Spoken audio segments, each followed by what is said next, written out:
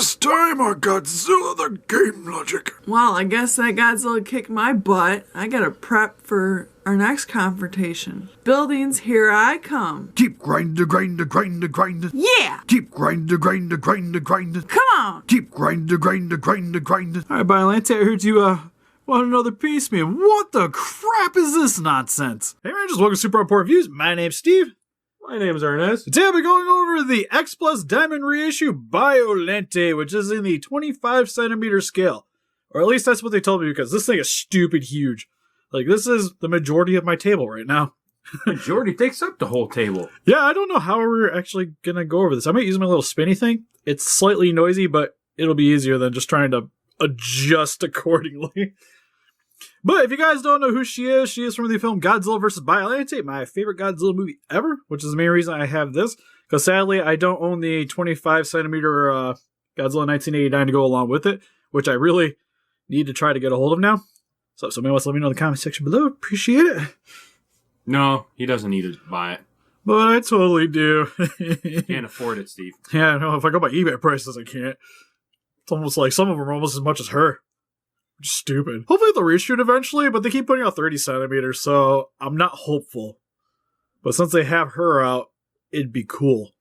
Especially since we're getting the Rick Godzilla 2014, so it'd be they're branching out into other stuff. But what are the chances of them actually doing something that you want, though? Well, they reissued her when she was like close to $1,000 for a while when I seen her. Well, yeah, they were like, why are these people making money on us? We'll just... Yeah, unacceptable. We need to make that money.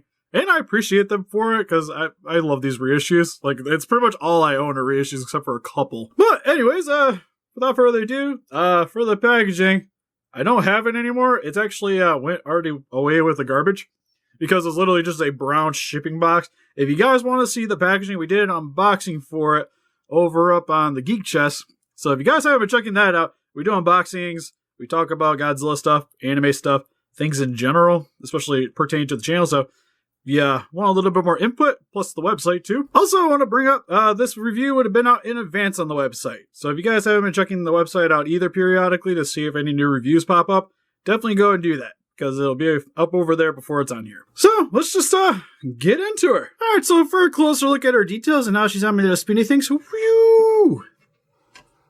And she hits the other lights too. She's clicking in the lights. The one Vine likes to bump into it. But for her details are freaking gorgeous on this figure. Overall, it's done in a very earthy green and brown color scheme. And then you get some light shades of green, like over here and in certain spots. But overall, conveys Biollante's colors from the film very nicely. And then one thing I want to point out too is, real quick, for her articulation, you can move the mouth up and down. Which I was not expecting to see on this figure at all. When we did the unboxing, this was a bit of a shocker, because when it came in, it was literally closed. I was like, but in the pictures, it looks like that. And ta-da! Then for her head sculpt, looks really nice overall. Where you have some bone coloring here for the teeth, where it goes into a little bit of a darker shade of peach right there towards the base of the teeth. And then she has a crap ton of teeth inside of her mouth, which is appropriate for the kaiju, with some flesh tones for the gum section here. Also has her membranes here on the side of the mouth. Her eyes look really nice, which are done in a pink color, which is super odd. Or at least I don't quite remember them being pink in the movie. I still like them. Yeah, it looks good though. Like, it's really squinty, and it helps to kind of convey her being a female kaiju. So it gives that little added detail. The only thing I'm not as big of a fan of is she has a seam line right around where you can tell where they connected the head to the figure. And it does stand out a little bit on the figure. Nothing crazy. Like, there's a few here and there. Like, you can see the seam line here starting to go towards the back here for the dorsal spines. You know, I didn't notice that until you said something, Steve. You jerk. Which, for the little dorsal spine sections, look really nice. They kind of remind me of, like, kale or, like, kelp that you see in the water, but you have a crap ton of them going down the back of the kaiju here, which looks fantastic too. I like how they fold in on each other and then coming down towards the back here. You can see them just kind of elongating and getting larger and just folding in on each other, because I'm pretty sure this is where, like, I'm not sure if this actually had a suit actor inside of it, Not 100%, but I imagine this is where they would like hide the seam line. Is on the back of here.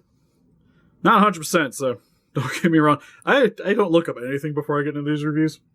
How would they do that though? Like that would have to be like few people in there.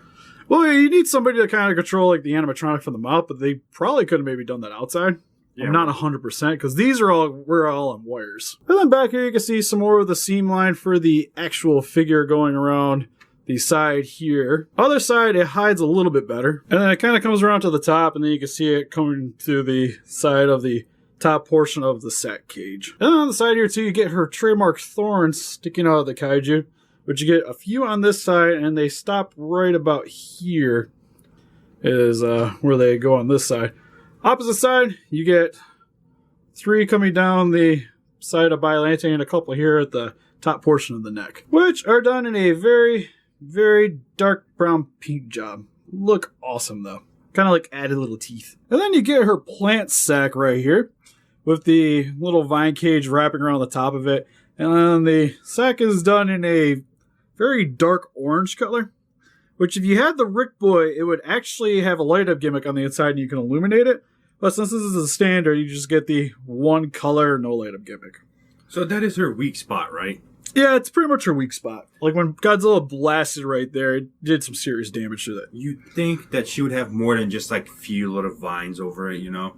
Yeah, I think it'd be fully enclosed, but it's kind of like boss battle time. You need that one glowing spot so you know exactly where to aim. Then for Biollante's legs, base, if you will, it's just more uprisen ground kind of wrapping around the kaiju here, but you have a couple more thorns for the root section there, and then just spinning her around real quick so you guys can get a pretty good view of what's going on with the detailing here. But you get some added little veins or vines kind of wrapping around everything. Then coming around to this side, it looks really fantastic as well.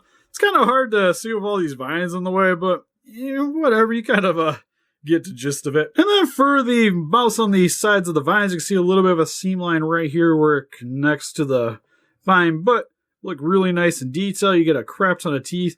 Be very careful with these because there is a little bit of flexibility, but I could see these easily snapping off this figure with a little too much force. But all look really nice. You got this little one that's kind of aiming upwards.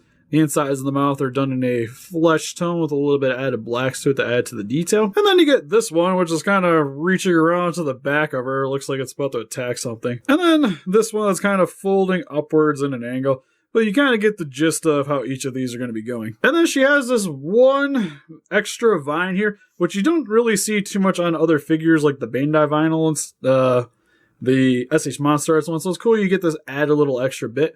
Because in the film, she had a ton of vines. And here you can see just how all the vines are going to be set up on your kaiju if you guys do decide to pick this up. Overall, I like the placement of the vines. They're fairly well self-contained for the most part.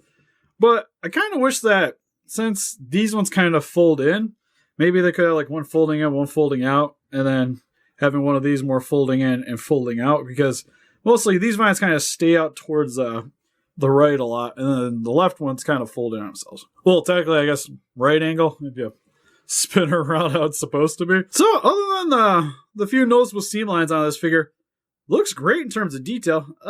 Moving on to the size comparison, since other than the mouth here, there's really no other added articulation to the figure. So for some quick comparisons, here we have Biollante compared next to another 25 centimeter figure with the Burning Godzilla, or 1995 Godzilla, because it's the only Godzilla that I really have that's fully in scale with her, right now anyways, till I can somehow get a hold of an 89. And here she is next to the SH Monster Arts Godzilla 1989, which is sorta okay looking next to it.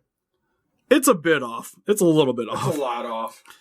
Well, it's like, alright, so bringing him in a little closer. I don't hate the size difference. It's mainly the vines are really huge next to him. If the vines were a little thinner, it would more or less work for me. Alright, so she can't really sit that well next to her. But this one is the SH Monster Arts Biollante, which you could definitely tell the difference in the size. You sure? It's just a little. But then again, this one's double the price, so I kind of understand. But then again, for what Biollante goes for right now, I'd say you're better off getting the X-Plus. Yeah. Because they're about the same price right now. So, If I had to choose, I'd go with that one. If you're just looking for the kaiju. And here she is, compared next to the Treadmaster Biollante, which I've had for flipping ever. It's missing a couple teeth, but that's okay. And here she is next to a figure that's actually taller than her anyways, and also actually weighs more. It is the NECA 16.5-inch Donatello. So overall, with the X-Plus Biollante figure, this thing is amazing. Details are awesome. You can see some of the seam lines here and there, but it's nothing too crazy. It doesn't distract away from the figure here. And it has an articulated mouth, so you get a little bit of posability with it for an X-Plus anyways. That is really awesome. Because usually you get absolutely nothing. Usually. Overall, I actually like her more than the SH Monster Out for sure. Because it's like almost the same freaking price and she's like 3 times her size. Yeah, well, originally the other Biollante was cheaper. Yeah, but you're not going to find it originally though, unless they, re-release it or something. Yeah, that or you get really lucky on Facebook or something. Somebody's willing to sell it to you for retail. But yeah, it's really cool. The only thing that's a bother is you can't get a Godzilla to go along with it easily anyways now. No. But it's kind of the same for the Monster Arts one too. So primarily, if you're looking for a Biollante figure, this is easily the best one to go with right now. If you got the spare change. Because the Monster Arts one's going to run you about the same price. The Bandai Vinyl's a lot cheaper. Still over $100 though. But... You mean that little monstrosity you had in your comparisons? No, I don't actually own the Bandai Vinyl. It's one of the ones I'm missing. Then there's like the Marmot one, but that one's kind of pricey too. The Treadmaster, even that's the one that was on the comparison. I think she goes for like 30-ish. Why? Unless you want it in the box. I'm not 100%, but I know she's a little more pricey. Because she came out in a later line, so she's a little harder to find. Oh. It's kind of like the Anguirus figure is really hard to get a hold of from the Treadmaster. Anguirus, Varan, and Baragon are the hard ones. God. But if you definitely love X-Plus, love Biollante and the Heisei series, then definitely pick up the X-Plus Biollante. She is a rose among thorns. But what do you guys think? If you guys picked up the X-Plus Biollante, what's your favorite Biollante action figure, or is Destroyer just more a thing? Please let us know in the comments. We'll post some pictures of her up on our website if you want to click the link description below. We also have a Patreon account if you guys like to help support the channel, also down there in the description. And help us defeat those kaijus by hitting that like button, subscribe, become a ranger today, and see you guys in the next video. Bye-bye.